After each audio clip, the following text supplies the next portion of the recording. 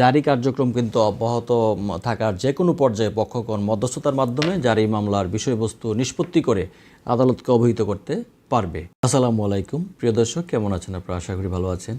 আমি ফরহাদুদ্দিন আহমেদ বি advocate appellate division, supreme court of Bangladesh. স্বাগত জানাচ্ছি আপনাদেরকে ধারাবাহিক আলোচনার 21তম পর্বে অর্থঋণ আদালত আইন 2003। তো আজকের এই 21তম পর্বে আমরা আলোচনা করব অর্থঋণ আদালত আইন 2003-এর ধারা 38, 39 এবং 40 নিয়ে। প্রিয় দর্শক, সেকশন 38 অফ দ্য অর্থঋণ আদালত আইন 2003-এ আমরা দেখতে পাই যে জারির পর্যায়ে মধ্যস্থতার মাধ্যমেও কিন্তু বিরোধ নিষ্পত্তি করার বিধান আছে। সেকশন 38-এর সাবসেকশন 1-এ আমরা জানি যে অর্থঋণ আদালত মামলায় ডিক্রিদার ধারাবাহিকতা জারি কার্যক্রম কিন্তু অব্যাহত থাকার যে কোনো পর্যায়ে পক্ষগণ মধ্যস্থতার মাধ্যমে জারি মামলার বিষয়বস্তু নিষ্পত্তি করে আদালতকে অবহিত করতে পারবে। সাবসেকশন 2-তে আমরা দেখি যে মধ্যস্থতার ক্ষেত্রে ধারা 22-এর বিধানসমূহ অনুসরণ করতে হবে। সাবসেকশন 3-তে আমরা দেখি যে আদালত পক্ষগণ মধ্যস্থতার বিষয় অবহিত হলে এবং নিষ্পত্তির বিষয় সন্তুষ্ট যদি হয় তাহলে কিন্তু উক্ত জারি মোকদ্দমা চূড়ান্তভাবে নিষ্পত্তি করে আদেশ প্রদান করবে। এখানে কিছু জাজমেন্টের বিষয় আছে, সেই জাজমেন্টগুলাই এই মামলা সম্পর্কিত কিছু জাজমেন্টের কথা আমি এখানে আপনাদেরকে উল্লেখ করতে পারি। সেটা হচ্ছে AB Mondal Sheikh versus first joint district session জাজ অর্থঋণ আদালত আইন। এটা রিপোর্টেড হয়েছে 19 BLC 493 নম্বর পেজে পাবেন।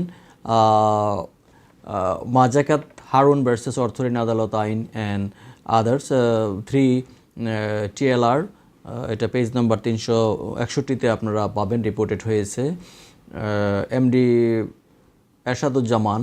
প্রিয় দর্শক, আরও একটি জাজমেন্টের কথা আমরা বলতে পারি, সেটা 2 TLR, এটা রিপোর্টেড হয়েছে, সেখানে পেজ নাম্বার 182-তে আপনারা খুঁজে পাবেন জাজমেন্টটা।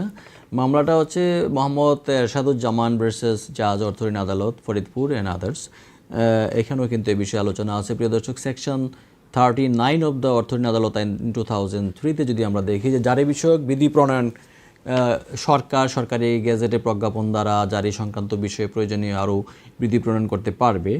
আর আরেকটা বিষয় হচ্ছে যে সেকশন 40-তে আমরা প্রিয় দর্শক দেখতে পাই যে দেওয়ানি কার্যবিধি আইনের যে প্রয়োগ আছে সেটা আপিল এবং রিভিশনের কার্যক্রম দেওয়ানি কার্যবিধি আইনের সংশ্লিষ্ট বিধানাবলীর ক্ষেত্রে দ্বারা প্রযোজ্য হবে। এই সংক্রান্ত কিছু জাজমেন্টের কথা উল্লেখ করা যেতে পারে প্রিয় দর্শক আপনাদের সুবিধার্থে। গুলজার হুসাইন ভার্সাস জনতা ব্যাংক এই নামক একটি মামলা রিপোর্টেড হয়েছে প্রিয় দর্শক। এটা 65 DLR-এ অ্যাপিলেট ডিভিশনের কেস। এটা 101 নম্বর পেজে পেয়ে যাবেন সেকশন 40 সংক্রান্ত বিষয়ে। আর নিমাইচন্দ্র বিশ্বাস এবং সোনালী ব্যাংক ভার্সাস সোনালী ব্যাংক, এটা 22 BLC-তে অ্যাপিলেট ডিভিশনের কেস। এটা পেজ নাম্বার 195, আপনারা সেটা পেয়ে যাবেন প্রিয় দর্শক। Messrs antibiotic stores and others versus subordinate জাজ অ্যান্ড অর্থঋণ আদালত, এটা 23 BLD 2003 সালের মামলা, অ্যাপিলেট ডিভিশনের কেস। এটা 8 নম্বর পেজে এটা রিপোর্টেড হয়েছে। আরেকটা মামলার কথা আমরা বলতে পারি antibiotic stores and others versus subordinate জাজ অ্যান্ড অর্থঋণ আদালত আইন ঢাকা অ্যান্ড আদার, এটা 8 MLR-এও রিপোর্টেড হয়েছে 2003 সালের কেস। এটা পেজ নাম্বার 1 থেকে 3-এ আছে প্রিয় দর্শক। তো আজকে আমাদের 21তম ধারাবাহিক আলোচনার যেই পর্ব, সেই পর্বে 3টি সেকশন নিয়ে আলোচনা করেছি। তার মধ্যে খুবই গুরুত্বপূর্ণ যে সেকশন সেটি হচ্ছে সেকশন 38।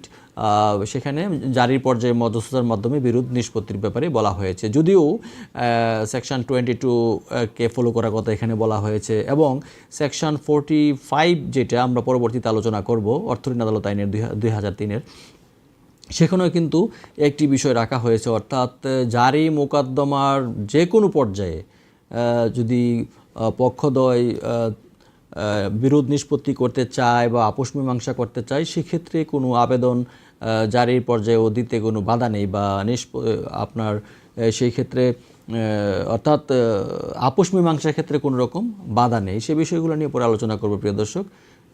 আশা করি আমাদের সাথেই থাকবেন।